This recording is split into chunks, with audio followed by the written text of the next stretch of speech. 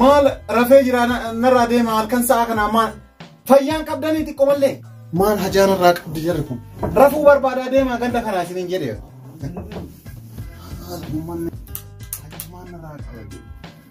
bakka bultan hin qabdamoo maal hirriba irraa nama kaastan guyyaadhaatti irra dhabtaasan hojii guyyaa rafanii miti bar guyyaa rafanii guyyaa maal taarree guyyaa baanta kottaa inni saayibii ta'e waan haariyaa jiraata yaa abboo wanni haaromni maal inni wantu haarofti isin nukkaatan yaa jarana wanti haaromni fedhe haa jiraatu hadaraa rabbi gursaa qaba ijji kiyya kun hirriba qofa narraa deemaa rafa ija kee ka gursaa qabu kana gartee ija kee ka waa arguu dadhabee rafuu deemu kana waan haaraa arguu deemaa bara sirraa ibsaan jee bara boru natti himtanii narraa deemaa rafa akkas taanaan nu dhagaika boroo miti ammoo sitti himnaati gaafa guyyaa ji'a sadaffaa ji'a amma keessa jiru kana maarsi jechuudha biyya Dubaayitti sanuu magaalaa Ajmaan jaamtu keessa akkas yaa saayibii qophii adda Yusuf Damsee fi indaalan gosa Dubayi magaalaa Ajmaan keessatti qophii adda dhiyaatee jira konsartii cimaatu qophaa'ee siin jira saayibii nam takkaafuuf hin deemu anuu hafee jedhee amma kanatti muu dhuftani kanatti muu firri barraa nakaaftani maali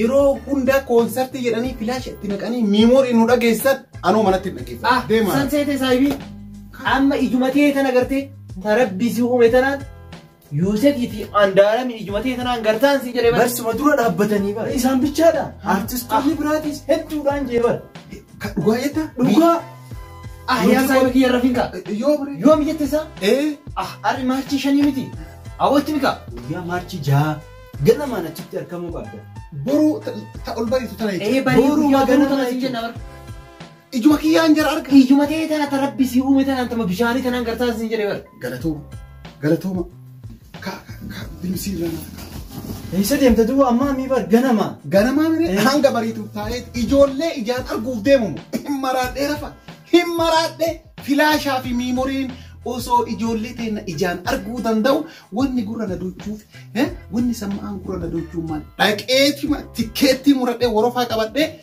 iddoo sanitti argamee ijumaan laaluu qaba rafi ni rafnaati akka ganama kaanee deemnuuf isin rafa ganama anuu isin kaasa an balbaluma bira ciisa haga lafti bariitu anachuu ta'a hirribaan na jireechaan jirtu lakki narraa bade dur na jira amma narraa bade qaaxiraan natti jireenya jettu ree laa narraa bade qaaxiraan narra hin jiru amma narraa bade nagaan bula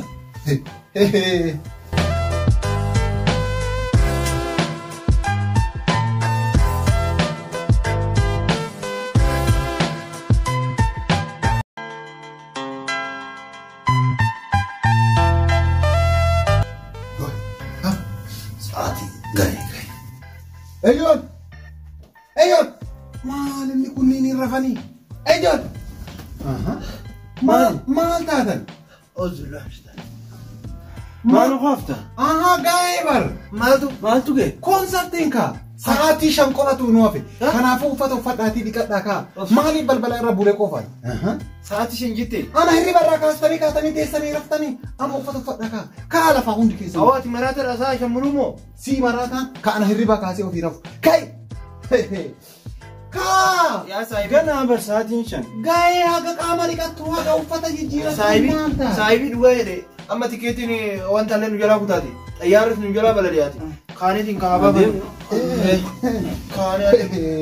Beem nam tokko mana takka namni itti nuudhaama ummata nama bilbila ajjima hawaasaatiif waa hundaanuu beena nuyaa isaan uffata illee hin godhe kanumaan deemu.